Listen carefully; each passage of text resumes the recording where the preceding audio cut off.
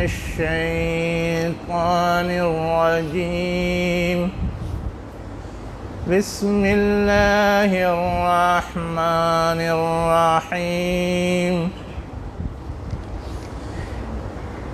ومن الناس من يقول آمنا بالله وباليوم الآخر وما هم بمؤمنين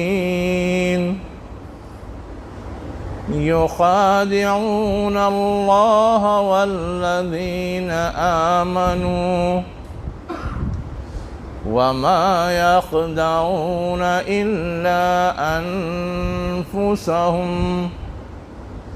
وما يشعرون۔ شروع اللہ کے نام سے جو انتہائی مہربان، ہمیشہ رحم فرمانے والا ہے۔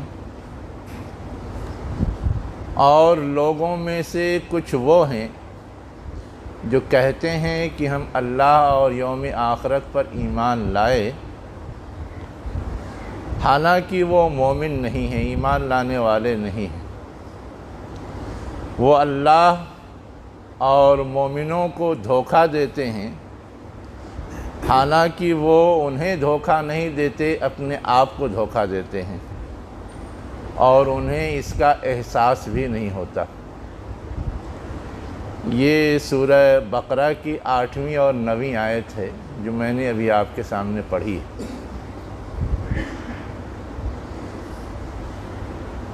ہم اور آپ اگر کسی سے کلمہ لا الہ الا اللہ سن لیں تو اسے ہم اور آپ مومن اور مسلم مان لیتے ہیں، لیکن یہاں اللہ تعالیٰ کہہ رہا ہے کہ لوگوں میں سے کچھ ہیں جو کہتے ہیں کہ ہم اللہ اور یوم آخرت پہ ایمان رکھتے ہیں، لیکن وہ مومن نہیں۔ کیوں آخر اللہ تعالیٰ نے ایسا کہا؟ وجہ یہ ہے کہ ہم اور آپ صرف ظاہر کو دیکھتے ہیں، اور اللہ تعالیٰ ظاہر کے ساتھ ساتھ باطن کو بھی دیکھتا ہے۔ ہم اور آپ ظاہر کے لحاظ سے حکم لگاتے ہیں، لیکن اللہ تعالیٰ باطن کے لحاظ سے حکم لگاتا ہے۔ ایک شخص ہے، نماز پڑھنے آ رہا ہے، ہم اور آپ تو گواہی دیں گے کہ وہ مومن ہے، مسلم ہے، لیکن وہی شخص جو نماز پڑھنے کے لیے آ رہا ہے، اگر وہ دکھاوے کی نماز پڑھنے کے لیے آ رہا ہے جیسا کہ منافقین کرتے تھے، تو اللہ ایسی نماز کو تو قبول نہیں کرتا، نہ ایسی نماز کو کوئی اہمیت دیتا ہے، اس لیے کہ واقعتاً وہ اللہ کے لیے نماز پڑھنے تو آ نہیں رہا تھا، وہ تو مسلمانوں میں اپنا نام لکھوانے کے لیے آ رہا ہے، یا دنیا میں اسے مسلمان سمجھا جائے اس لیے آ رہا ہے، یا لوگ اسے مسلمان مان لیں، سمجھیں، گویا ایک طرح سے لوگوں کو دھوکہ دینے کے لیے آ رہا ہے۔ ایسے کے بارے میں اللہ تعالیٰ کا ڈکلیریشن اور اعلان یہ ہے کہ وہ مومن نہیں۔ ایسے لوگوں کو ہم اور آپ اپنی اصطلاح میں کیا کہتے ہیں؟ منافق کہتے ہیں۔ یہ جو سورہ بقرہ کی ابتدائی آیات ہیں، شروع میں اہل ایمان کا تذکرہ ہے، پھر کفار کا تذکرہ ہے، اور اس کے بعد یہاں سے منافقین کا تذکرہ شروع ہو رہا ہے، اور ان کی جو خاص صفت ہے اسی سے ان کا تعارف کرایا گیا۔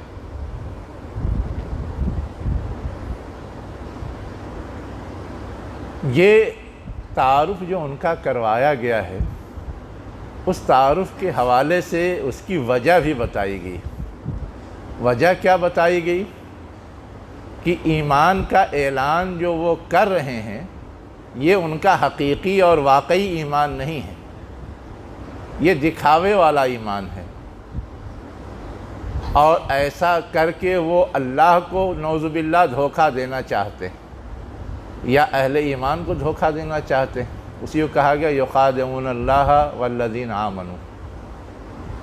حالانکہ یہ اس طرح کا دھوکہ نہ کوئی اللہ کو دے سکتا ہے، اہل ایمان کو شاید تھوڑا بہت کبھی نقصان پہنچ جائے، لیکن واقعی نقصان جو ہوتا ہے وہ خود دھوکہ دینے والے کا ہوتا ہے۔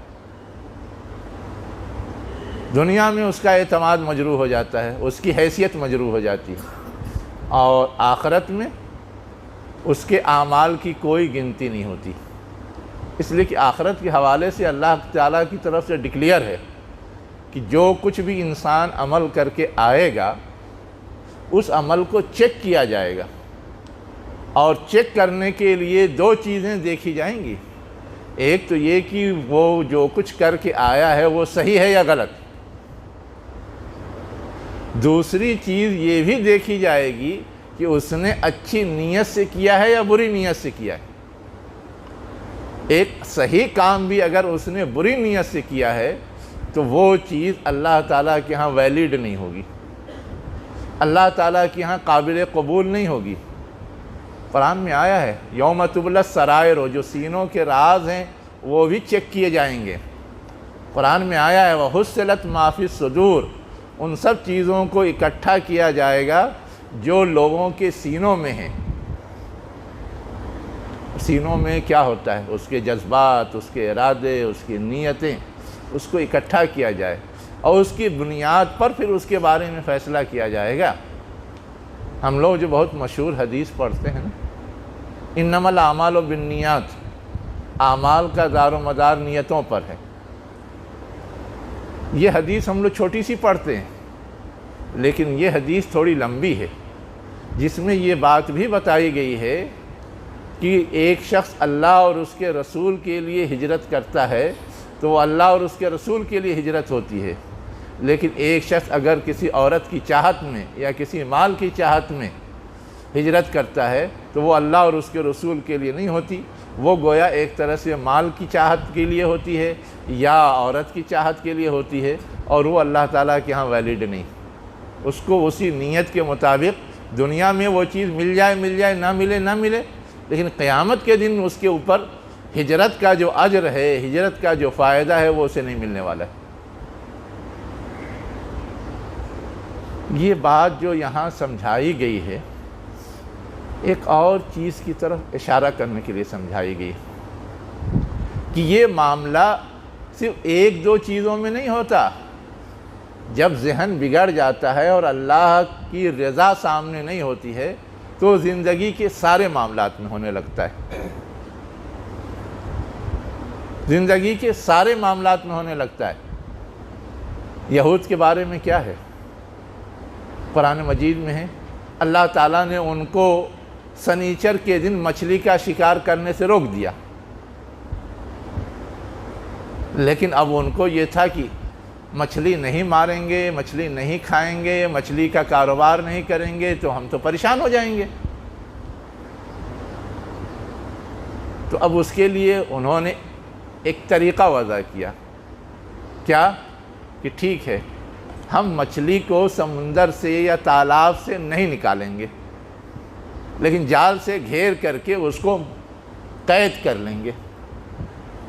تو سنیچر کے دن وہ مچھلی تالاب سے یا سمندر سے یا نہر سے نکالتے نہیں تھے، لیکن اپنے جال سے گھیر کر کے محفوظ کر لیتے تھے، اس لیے کہ اس دن مچھلی ان کی آزمائش کے لیے خوب زیادہ تعداد میں سامنے آتی تھی، اور اگلے دن نکال کر کے اس کو یوز کرتے تھے۔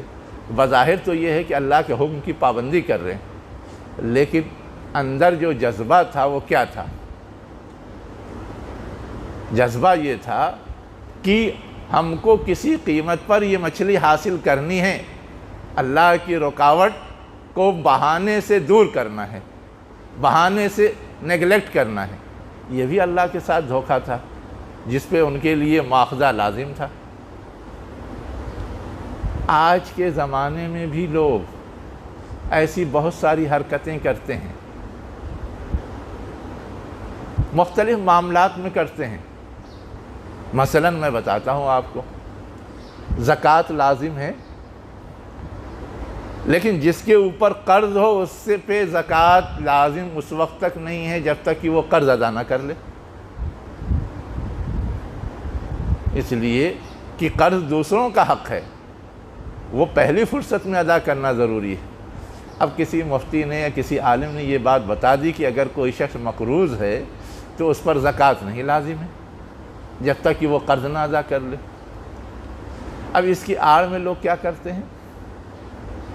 اس کی آڑ میں کرتے یہ ہیں کہ اگر تھوڑا سا بھی قرض ہے ان کے کندھے پر اور زکوٰۃ اس سے زیادہ ان کے مال میں نکل سکتی ہے تو بھی کن کاٹ جاتے ہیں، زکوٰۃ نہیں نکالتے۔ مالدار آدمی ہے، 25,000 50,000 قرض لے رکھا ہے، لیکن اس سے زیادہ لاکھوں روپیہ ان کے مال پہ زکوٰۃ آتی ہے، لیکن اب یہ کہہ کر کے کہ میں مقروض ہوں، مجھ پر قرض زکوٰۃ لازم نہیں ہے، زکوٰۃ نہیں نکالتے۔ ویسے ہی اور کیا کرتے ہیں؟ زکوٰۃ کے لیے شرط یہ ہے کہ 1 سال مال پر گزر جائے تب زکوٰۃ دینی ہے۔ اب بہانہ کیا ڈھونڈتے ہیں، ہیلا کیا کرتے ہیں؟ سال پورا ہونے سے پہلے کسی کو اپنا وہ مال گفٹ کر دیا، گویا ہمارے پاس جو مال تھا اس مال پہ سال پورا نہیں ہوا، مجھے زکوٰۃ نہیں دینی ہے۔ اب اگلا سال شروع ہوا تو جس کو گفٹ دیا تھا اس کو کہا کہ تم مجھے وہ گفٹ لوٹا دو، زکوٰۃ بچ گئی۔ ویسے ہی زکوٰۃ کے بارے میں یہ حکم ہے کہ زکوٰۃ کا مالک بنایا جائے جس کو دیا جائے، ٹھیک ہے؟ جب تک ہم مالک نہیں بنائیں گے یہ کیسے سمجھا جائے گا کہ اس کو ہم نے زکوٰۃ دی ہے؟ لیکن اب مدارس کے لوگ لے تو جاتے ہیں غربا اور یتیم بچوں کے نام پر، لیکن اب ان کو مالک بنانے کے لیے بس ہیلا کرتے ہیں، جا کر کے یہ دے دیں گے اور ساتھ میں یہ بھی کہہ دیں گے کہ یہ لینے کے بعد پھر تم ہمیں دے دینا۔ اب یہ جو طریقے ہیں یہ سب دھوکہ دینے والے طریقے ہیں، شریعت کے ساتھ کھلواڑ کرنے والے طریقے ہیں، شریعت کے ساتھ مذاق کرنے والے طریقے ہیں۔ اللہ تعالیٰ چونکہ دلوں کا حال جانتا ہے اس لیے وہ نہیں بخشے گا۔ ہم اور آپ یہ نہیں کہہ سکتے کہ انہوں نے غلط کیا ہے، قانون کے دائرے میں، ظاہر کے دائرے میں ہم اور آپ مانیں گے، لیکن شریعت ان ساری چیزوں پہ پکڑ کرتی ہے۔ آپ غور کیجئے حدیث کے اندر آخر یہ کیوں کہا گیا کہ اگر کسی شخص نے نکاح کیا اور اس نے مہر متعین کی لیکن اس کی نیت یہ ہے کہ وہ مہر نہیں دے گا، تو ایسا شخص جو اپنی بیوی سے پاس جاتا ہے، بیوی کے ساتھ رہتا ہے، اسے حدیث میں زانی قرار دیا گیا۔ کیوں؟ اس لیے کہ وہ دھوکہ دے رہا ہے۔ حق مہر تو عورت کا حق ہے، اسے پہنچنا چاہیے، مجبوری میں وہ معاف کر دے یا آپ کسی وجہ سے دیر سے دیں وہ گنجائشیں ہیں، لیکن یہ نہیں ہے کہ آپ پہلے ہی سے یہ عہد کیے بیٹھے ہوئے ہوں کہ مجھے دینا نہیں، مجھے اس سے محروم کرنا ہے۔ ویسے ہی ایک حدیث کے اندر یہ بات بھی آتی ہے کہ کسی نے کسی سے قرض لیا اور اس وقت اس کی نیت یہ ہے کہ وہ قرض اس کو لوٹائے گا نہیں، تو ایسا آدمی گویا چور ہے، کسی کا مال چرا لینے والا۔ یہ ابن ماجہ کی روایت ہے۔ تو یہ ساری چیزیں جو ہیں کہ ظاہراً تو ہم ایسا حکم ایسا عمل کر رہے ہیں کہ اس پر کوئی حکم نہیں لگا سکتا کہ غلط کیا ہے، نہ ہم ایسے شخص کو زنا کی سزا دے سکتے ہیں، نہ ایسے شخص کا ہاتھ کاٹ سکتے ہیں، لیکن عملاً ہے یہ کہ دوسروں کا مال ناحق ہم لے رہے ہیں، دھوکہ دے کر کے، حقیقت کے خلاف طرز عمل اپنا کر کے۔ تو یہ جو پہلو ہے اس پہلو کو ہمیں اور آپ روزمرہ کی زندگی میں سمجھنے کی ضرورت ہے۔ اب بینک کا سود ہے، آتا ہے ہمارے پاس، گھما پھرا کر کے اس کو ہم اپنی ضرورت کے لیے یوز کرنا چاہتے ہیں، اور مختلف ہیل و بہانوں سے لوگ اس کے لیے راستے سجھا دیتے ہیں۔ اب یہ موٹی بات کہی گئی کہ سود سود ہے، حرام ہے، ہمارے لیے کسی طرح اس کا استعمال کرنا جائز نہیں۔ زیادہ سے زیادہ یہ ہے کہ لوگ اس کا غلط استعمال کریں گے تو اسے نکال کر کے عوامی ضرورت کے تحت کسی کام میں لگا دینا چاہیے، لیٹنگ بنوا دینا چاہیے، پل بنوا دینا چاہیے، وغیرہ وغیرہ۔ اب لیٹرین بنوا دینے کا فتویٰ مل گیا، اس آڑ میں بہت سارے مدارس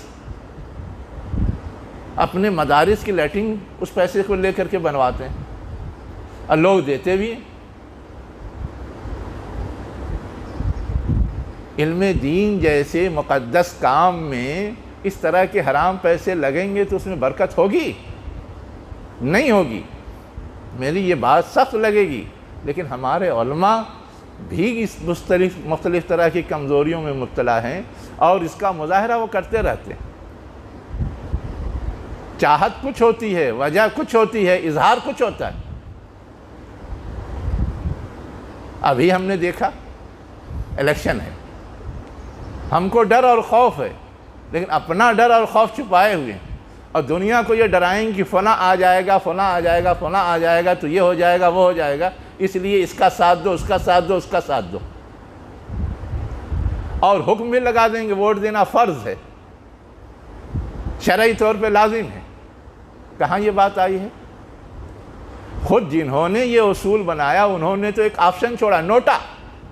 نوٹا کا مطلب یہ کہ آپ کو کسی پہ اطمینان نہیں ہے، آپ کسی کو مت دیجئے، آپ اپنا ووٹ نوٹا میں ڈال دیجئے۔ آپشنل رکھا ہے اور ہم اس کو بالکل فرض کے درجے میں قرار دے دیتے ہیں۔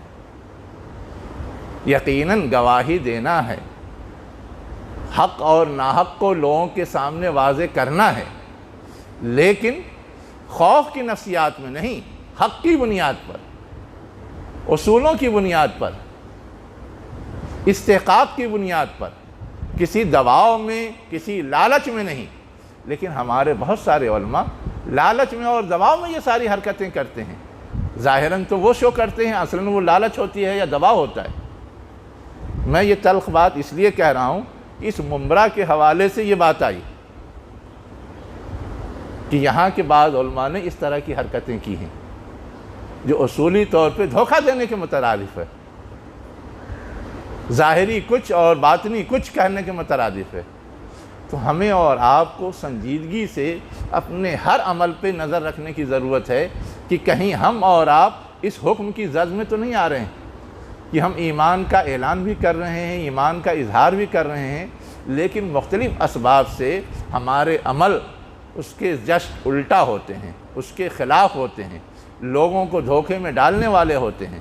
اس لیے کہ اگر ہم اس زد میں آ رہے ہیں تو اللہ کے رسول نے تو کہا من غش فینا فلیس منا، جو ہم میں دوسروں کو دھوکہ دے، چاہے وہ عام لوگوں کو دھوکہ دے، چاہے اللہ کو دھوکہ دے، وہ ہم میں سے نہیں ہے، وہ ایمان کے طریقے پہ نہیں ہے، اسلام کے طریقے پہ نہیں ہے، میرے طریقے پر نہیں ہے۔ اب اس کا انجام کیا ہوگا وہ تو ہم اور آپ اچھی طرح سمجھ سکتے ہیں۔ قرآن نے بہت واضح لفظوں میں کہا ہے کہ ایسے لوگوں کا انجام سب سے بدترین ہے، فی الدرک الاسفل، جہنم کے سب سے نچلے خانے میں وہ ڈالے جائیں گے۔ اللہ ہمیں اور آپ کو اس سے محفوظ رکھے اور اس طرح کے دھوکے کی شکلوں سے ہمیں بچائے۔ وآخر دعوانا ان الحمد للہ رب العالمین۔